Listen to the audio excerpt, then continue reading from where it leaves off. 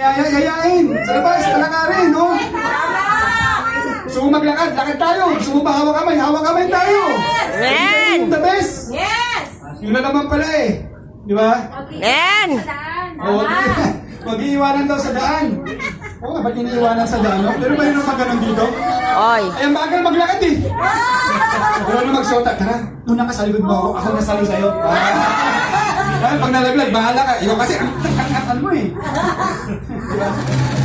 Yeah, husbands, love your wife. Kaya kahit gano'n katigas yung asawa mo, kapag pinakita mo yung pagmamahal, nalambutin daw yan. Totoo ba yun? Huh? Totoo ba yung Brother Dave? Praise God. Ephesians chapter 5 verse 28, gayon din naman ang nararapat, ibigin ng mga lalaki ang kanyang sariling asawa, gaya ng kanyang sariling katawan. Ang umiibig sa kanyang sariling asawa, umiibig sa kanyang sariling katawan.